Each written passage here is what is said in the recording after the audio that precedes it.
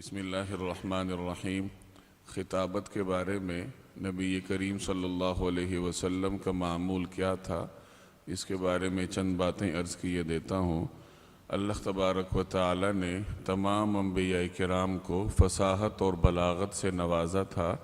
نبی کریم صلی اللہ علیہ وسلم عرب میں مبعوث ہوئے تھے اور عربوں کو اپنی فصاحت اور بلاغت پر ناز تھا۔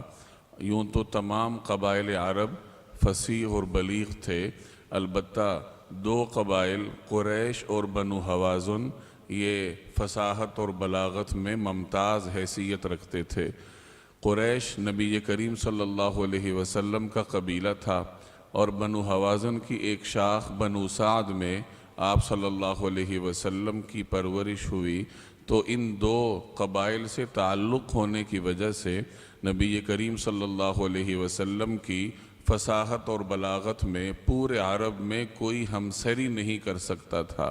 اس لیے جناب رسول اللہ صلی اللہ علیہ وسلم کے خطبات فصاحت اور بلاغت میں اپنی مثال آپ تھے۔ نبی کریم صلی اللہ علیہ وسلم کو اللہ تبارک و تعالی نے مختلف مناصب عطا فرمائے تھے، چنانچہ آپ صلی اللہ علیہ وسلم نے صحابہ کرام کے سامنے مختلف حیثیات سے خطبات ارشاد فرمائے۔ کبھی آپ صلی اللہ علیہ وسلم داعی، مبلغ اور رہنما کی حیثیت سے خطبہ ارشاد فرماتے، تو کبھی آپ صلی اللہ علیہ وسلم ریاست کے امیر کی حیثیت سے خطبہ ارشاد فرماتے، کبھی آپ صلی اللہ علیہ وسلم لشکر کے سربراہ کی حیثیت سے میدان جہاد میں صحابہ کرام کے سامنے خطبہ ارشاد فرماتے، تو کبھی قاضی اور امام کی حیثیت سے نبی کریم صلی اللہ علیہ وسلم خطبہ ارشاد فرماتے۔ اس وجہ سے سیرت کی کتابوں میں جناب رسول اللہ صلی اللہ علیہ وسلم کے خطبات بکثرت موجود ہیں۔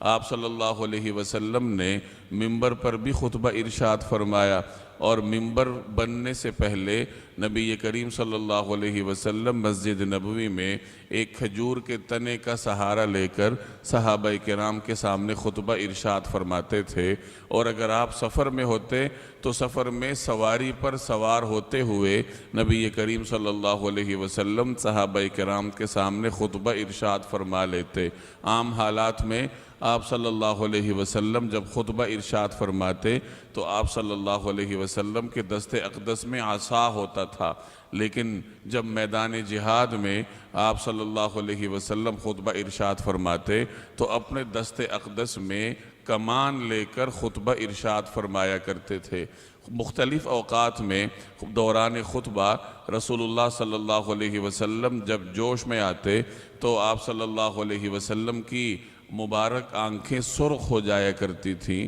اور چہرے پر جلال کے اثرات نمایاں ہوتے تھے، آواز مبارک بلند ہو جایا کرتی تھی۔ نبی کریم صلی اللہ علیہ وسلم عام طور پر مختصر خطبات ارشاد فرماتے، لیکن حسب ضرورت آپ صلی اللہ علیہ وسلم نے کئی گھنٹے طویل خطبے بھی صحابہ کرام کے سامنے ارشاد فرمائے ہیں، بلکہ ایک موقع پر آپ صلی اللہ علیہ وسلم نے اتنا طویل خطبہ ارشاد فرمایا کہ خطبے کے دوران ہی کئی نمازوں کا وقت ہوا، چنانچہ جب نماز کا وقت ہوتا تو نماز پڑھی جاتی، اور نماز کے بعد آپ صلی اللہ علیہ وسلم پھر وہیں سے سلسلہ کلام جوڑتے جہاں سے نماز سے پہلے چھوڑا تھا۔ رسول اللہ صلی اللہ علیہ وسلم کے اس طرز عمل سے ہمیں یہ سبق ملتا ہے کہ خطبہ ہمیشہ فصیح اور بلیغ انداز میں دینا چاہیے، اور خطبے میں مخاطبین کی